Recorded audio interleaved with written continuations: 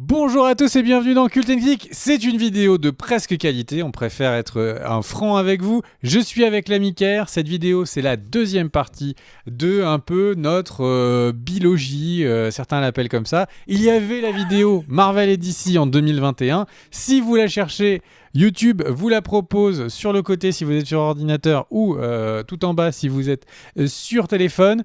Si c'est pas le cas, ça veut dire qu'il va falloir qu'on fasse notre travail, les copains, il va falloir qu'on la mette ici, voilà, le pop-up. Mais on est là pour parler de 2022. Ça y est, c'est fini le passé. Il faut tourner les yeux vers l'avenir.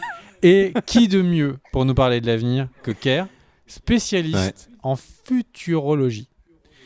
Futurologie, ouais. Exactement. Ker, d'ailleurs, on vous le dit pas assez, mais dans les commentaires, si vous mettez votre signe astral, Ker pourra vous prédire votre avenir.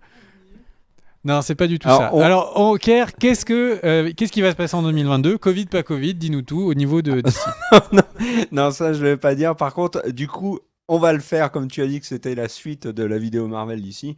On va faire un duel qui va s'imposer dans notre cœur à nous entre DC et Marvel en 2022.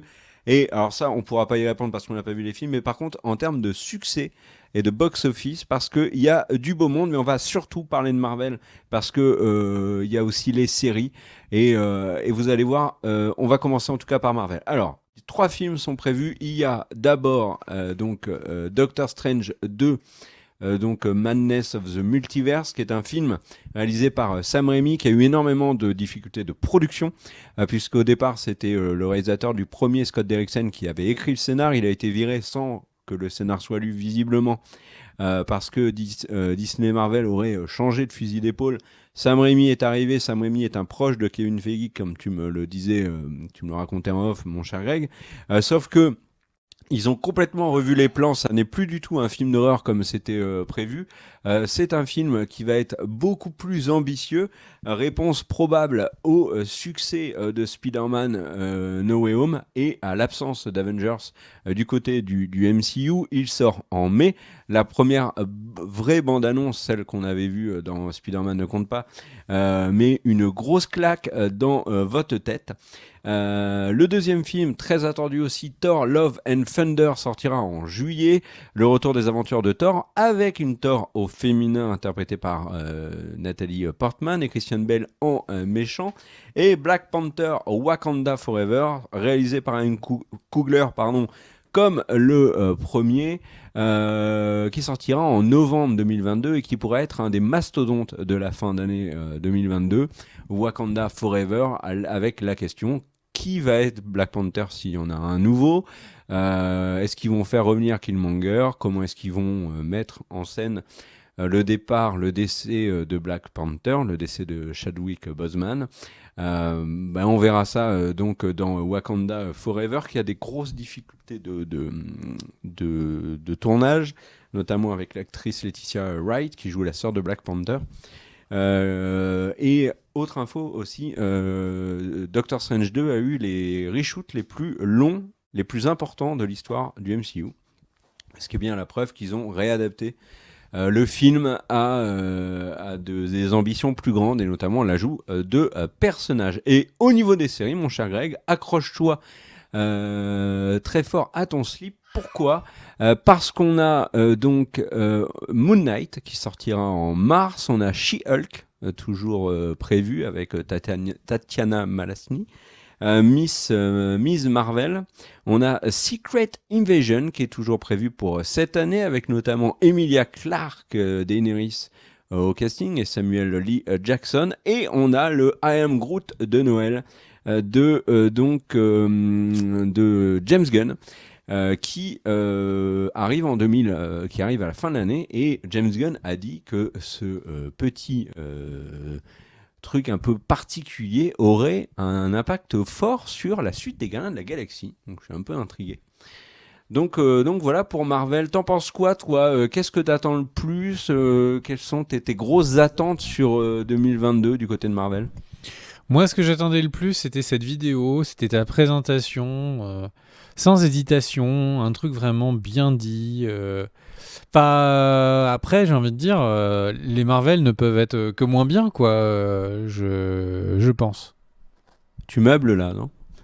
Non, je meuble. En fait, le truc, c'est que je réfléchis en parlant, mais je pense qu'il n'y a aucun débat. Vraiment, je pense que je n'ai aucun doute sur le fait que Doctor Strange est le film et la production super-héroïque que j'attends le plus cette année.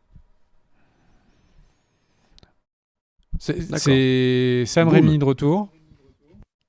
Sam Raimi est de retour. Visiblement, Marvel lui a laissé la main pour faire tout ce qu'il veut. Enfin, j'ai envie de dire, il y a tellement de promesses. Peut-être que les X-Men arrivent dans ce film-là. Enfin, il y a tout. Cumberbatch est un excellent acteur. Mine de rien, Doctor Strange n'était pas un de mes films préférés quand il est sorti, et c'est peut-être un des Marvel que j'ai revu le plus. Voilà, le héros, le méchant est intéressant. Alors on verra qui est le grand méchant du film, mais on a j'ai un trou, je me souviens plus du tout du nom de son pote qui devient Mordo. Et le truc c'est que en fait Mordo, il a un vrai. C'est Mordo. Oui, merci. Et du coup. Kerr est capable demain de me dire c'était Mordo. Merci, oui, Kerr, tu n'as pas de retard.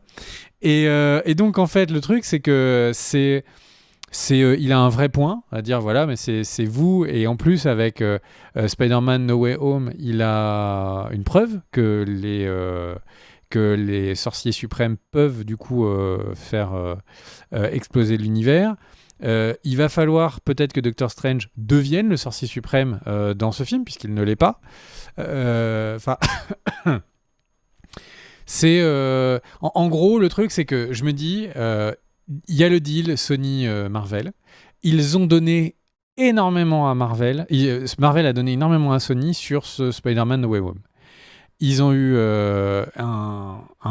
il y a eu trop d'explosions, il y a eu trop de feux d'artifice pour que le Marvel d'après soit pas aussi au moins ambitieux, voire plus. Enfin, je pense que ça va être oufissime.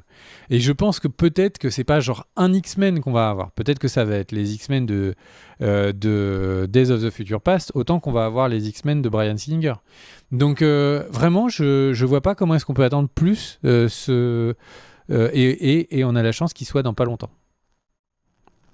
Non, toi, c'est lequel ? Il y a un truc qui m'embête sur Strange.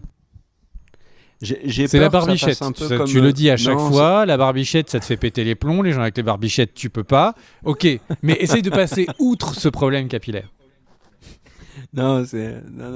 Le truc, c'est ce qui m'embête avec Strange, c'est j'ai un peu peur que ce soit comme No Way Home, c'est-à-dire qu'on voit plein de personnages qui aient des gros caméos, des grosses surprises, qu'on voit Charles Xavier, etc., mais que ça soit juste qu'on voit John Krasinski de The Office en Captain. En Mister Fantastic, que peut-être on voit Tom Cruise en Iron Man, mais que tout ça ce soit juste, voilà, que pour le film, parce qu'il est dans un multivers, il se balade, etc., et qu'après on n'en parle plus et on le voit plus, comme ils ont fait avec No Way Home, avec Toby et Andrew, parce que maintenant on les appelle par leur prénom, parce que c'est nos potes, putain. Voilà. Écoutez Kerr, qui arrive, comme ça, dans un restaurant au 4 étoiles, et qui voit que là, et là, il commande un petit plat. Ouais, il demande son habituel saucisse purée. Et là, ils arrivent et ils lui donnent 4 assiettes de foie gras, 2 assiettes de caviar, et également, pour lui faire plaisir, des œufs d'hirondelle. Et Kerr, il dit mais attendez, c'est du gâchis. Je vais tout manger, mais peut-être que j'ai payé que pour ma saucisse purée. En fait, on lui fait des cadeaux comme ça. Bon, je crois que les œufs d'hirondelle, je suis allé trop loin. Je tiens à retirer mes propos, parce que je ne sais même pas si ça se mange. Et je l'ai dit et ça avait l'air dégueu. Et en plus, l'hirondelle a l'air complètement pure, donc je ne sais pas pourquoi est-ce que quelqu'un irait faire ça à un aussi bel oiseau. Mais c'est les nids d'hirondelle ? Oui, mais ça a l'air dégueu quand même. Donc du coup, Kerr, en fait, on lui fait des cadeaux et derrière, il se plaint. C'est pas possible. C'est pas possible cette mentalité, Kerr. On te fait un cadeau, mais remercie. Je lui ai fait. Je vais balancer du privé dans cette vidéo parce qu'on en est là. J'ai fait des cadeaux à Kerr pour Noël et Kerr m'a dit qu'il était emmerdé parce que ça voulait dire qu'il devait me faire un cadeau. Et ça, c'est vraiment. Ça vous donne un peu le type de gars que c'est, quoi. Il m'a dit merde, depuis d'habitude, je te fais que des pâtes. Là, j'étais obligé de me remonter les. Comme ça, je vais me remonter le petit pull que j'ai. Ça me fait chier. Je le dis, ça me fait chier que tu me fasses des cadeaux. Et il fait pareil avec les super-héros. Désolé, on voulait faire une vidéo professionnelle. Et puis c'est parti en cacahuète. J'espère que vous ne nous en voudrez pas. Voilà. N'hésitez pas à passer cette vidéo. Bref. Donc, Kerr, toi, c'est quoi ta plus grosse attente, puisque tu ne fais que te plaindre? Du côté de Marvel? Oui. C'est les résultats financiers, savoir s'ils ont gagné du pognon. Non. J'ai vraiment envie de voir Moon Knight en série. Ça me chauffe beaucoup, mais j'ai un peu peur. Bon, parce que Moon Knight est un personnage qui est quand même très complexe et surtout qui est très violent. Donc, est-ce qu'ils vont réussir à en faire une série qui tient la route sur Disney+, tout en restant grand public? Je sais pas trop. Secret Invasion m'intrigue beaucoup aussi. Et en film, c'est vrai que Doctor Strange, mais en fait, je reviens, tu vas dire que je respecte pas les œufs d'hirondelle, mais si c'est juste un one-shot de nous balancer les X-Men, des personnages comme ça, ok, je serais content sur le moment, mais c'est pas ce qui va m'intéresser vraiment. Et du coup, peut-être qu'un Wakanda Forever qui a énormément de réponses à apporter va m'intéresser davantage. Par contre, toi, tu dis le film de super-héros de l'année, c'est le Doctor Strange. Moi, je pense que celui qui va tout écraser, il est dans la concurrence. Hein. Il est dans la concurrence et il conduit une Batmobile. Hein. Parce que moi, je pense que le The Batman de DC, là, il va marquer l'année 2022. En tout cas, je l'espère. Est-ce que tu veux que je te fasse la liste rapide de ce qui sort? Donc, tu es vraiment en train de me faire une question qui est: qu'est-ce que tu attends le plus en 2022 chez Marvel? Et ta réponse, c'est le Batman chez DC? Donc, on faut pas te faire de cadeaux? Tu craches dans la soupe? Et tu respectes même pas les questions que tu poses? Mais Kerr 2022, ouais, c'est pas Kerr 2021. Il y a un truc qui a... T'as changé, hein? Je suis passé dans le futur. Mais du coup, moi, Batman, puisque tu lances le sujet sur ça, le Batman, je ne sais pas quoi en penser. Les trailers ont l'air chouettes, mais en même temps, j'ai toujours une part de doute sur les... Enfin, je suis curieux. C'est peut-être le nouveau Dark Knight... mais je sais pas. J'ai hâte de le voir, c'est sûr. J'ai vraiment hâte de le voir. Quand tu dis nouveau Dark Knight, c'est-à-dire un film moyen? Pardon? Quand tu dis le nouveau Dark Knight, tu veux dire un film moyen? Il se marre. Hein. Il va s'étouffer dans ses rires. Hein. Mais le truc, c'est que... The Dark Knight est un des films préférés de Greg. C'est mon top 3 historique. Mais le truc, c'est que je sais pas si c'est à nouveau à ce niveau-là. Et le truc, c'est que il y a un truc avec Batman. Je dirais pas la même chose avec les autres d'ici. Mais en fait, j'attends pas la qualité juste d'un Dark Knight, la qualité du fait que ce soit intrinsèquement un film et une œuvre incroyable. J'ai pas cette attente sur Doctor Strange. Je veux qu'il m'en mette plein la gueule. Je veux qu'en tant que fan de Marvel, il me fasse rêver, etc. Si la réalisation n'est pas impeccable, etc., je vais pas lui en vouloir. Je vais être déçu, mais je vais pas lui en vouloir. Et puis, j'aurai plein d'autres choses à picorer. Un Batman, on nous a prouvé que le personnage avait suffisamment d'épaisseur pour en faire un bon film. Et du coup, j'ai envie de kiffer le côté super-héroïque, mais j'ai envie d'avoir un bon film. Et c'est des attentes qui sont beaucoup plus lourdes et beaucoup plus dures à supporter pour Batman que pour les autres films de super-héros. Et c'est vrai que ça déséquilibre complètement le combat. Ouais, je suis complètement d'accord avec toi. Je pense que... Bon, alors bien évidemment, c'est parler de qualité de film qu'on n'a pas encore vu, donc ça rime à rien, mais dans le potentiel qu'on en voit dans la bande-annonce, Doctor Strange 2 va nous balancer du kiff et développer un univers qui est celui de Marvel, là où Batman a plus potentiel à être une œuvre qui nous marquera par sa qualité.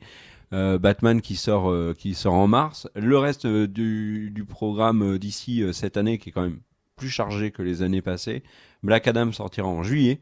Il est réalisé par un Français, Jaume Collet-Serra, avec Dwayne Johnson. C'est vraiment le film dont on pensait qu'il ne sortirait jamais et qui sortira finalement. Andy Muschietti réalisera The Flash qui sortira en novembre. Et James Wan revient à la réal d'Aquaman avec Aquaman 2, Aquaman and the Lost Kingdom qui sortira un mois après The Flash en décembre 2022. Alors sur ces 4 films-là, est-ce que tu penses qu'on a des gros succès box-office ? La question est plus simple. Sur les films qui sortent là, cette année, Strange, Thor, Wakanda, Black Adam, Flash, Aquaman et Batman, est-ce que DC peut enfin être devant Marvel au niveau box-office ? Au niveau dollars. Uniquement si le Batman est un bon film. Si le Batman est un bon film, tout le monde, ce sera le plus gros succès de l'année. Alors moi, s'il y a un truc qui me fait peur, c'est que je connais pas l'interdiction. Il doit pas être R-rated Batman, j'ai un doute. En tout cas, il dure 3 heures, donc ça peut être problématique pour le box-office. Et encore, on a vu des films de 3 heures qui marchaient très bien, comme Justice League, premier du nom. Non, je déconne, hein, lui, il était beaucoup plus court. Non, mais par exemple, les Harry Potter, les Seigneurs des Anneaux étaient quand même longs, et ça n'a pas empêché leur succès. Je suis d'accord avec toi, moi je pense quand même que Marvel va mettre une grosse claque à DC. Pourquoi ? Parce que Black Adam, à mon avis, va être un échec. The Flash, j'ai des doutes. Aquaman devrait faire le milliard. Je m'inquiète pas pour lui. Par contre, du côté de... Alors Batman, c'est la grande interrogation, on ne sait pas. Qualité veut pas forcément dire succès, et critique très très positive de la presse et du public ne veut pas forcément dire succès. Mad Max Fury Road, par exemple, avait d'excellentes critiques avant sa sortie, et notamment il a été poussé par le public et qu'il l'avait vu, et au final le film n'a pas fonctionné. Donc Batman, bon, c'est pas Mad Max, hein, mais Batman ne devrait pas... Enfin, on verra, mais à mon avis, ça va pas décoller non plus un truc de malade. Par contre, les 3 Marvel, Strange 2 pourrait être un énorme succès, et je pense qu'il pourrait être le plus gros succès de l'année. Wakanda Forever pourrait vraiment pas être loin, et Thor Love and Thunder, à mon avis, fera bien mieux que tous les précédents Thor. Donc je pense qu'avec ces 3 films, Marvel va s'asseoir sur le visage de DC cette année. Voilà mon avis sur le box-office. C'est quoi ce que tu attends ?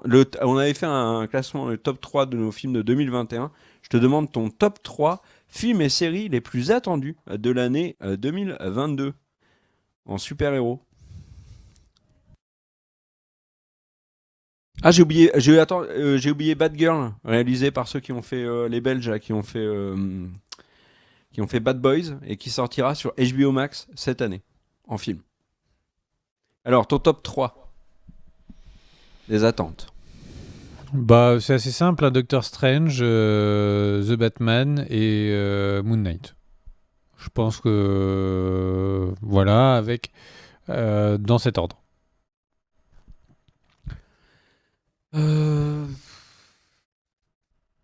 Bah, je vais quand même mettre... je sais pas. Aquaman 2. Non. Non, je vais pas mettre Aquaman.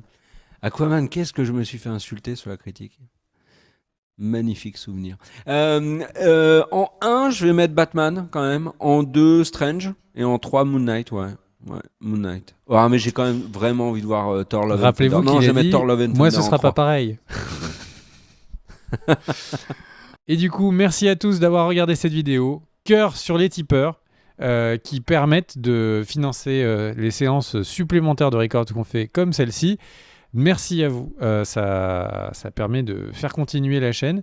Merci à toi, Ker, d'avoir été présent avec ton ouverture d'esprit habituelle. Et on se retrouve pour une prochaine vidéo de presque qualité. Ça, c'est l'engagement de la maison. Presque qualité, jamais au-dessus, jamais en dessous. On essaiera de faire au-dessus quand même. Des bisous à tous. Ciao, ciao. Ciao.